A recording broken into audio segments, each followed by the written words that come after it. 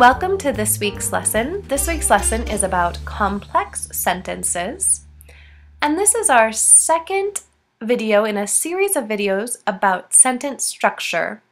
A complex sentence is made up of one independent clause, also known as a simple sentence, so just a simple sentence, and one dependent clause.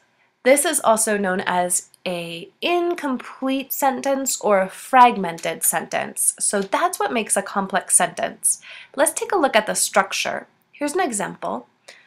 The first runner collapsed at the finish line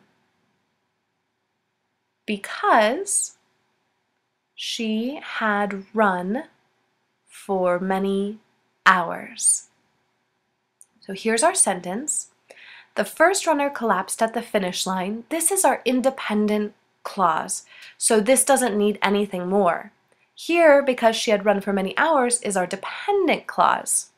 You can see the first runner is our subject, verb is collapsed, and in the second part, we still have a subject and a verb. That's what gets a lot of people. Because is our subordinator, that's what connects the two sentences together. The subordinators are because, since, after, when, before, although. And this is known as also an adverb clause, so it's also known as an adverbial clause. There's a second type of complex sentence where we connect it with a relative pronoun.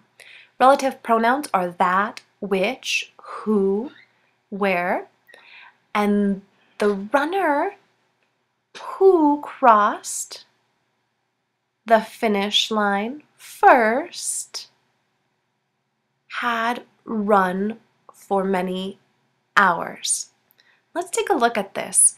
Our independent clause is the runner had run for many hours. So you can see the runner, that's our subject, had run for many hours. That's our independent clause, and it's separated by our dependent clause, who crossed the finish line first. So that separates it, but at the same time we have a subject plus a verb, and then in our dependent clause we have the relative pronoun plus the verb. So you still have to have that subject-verb structure.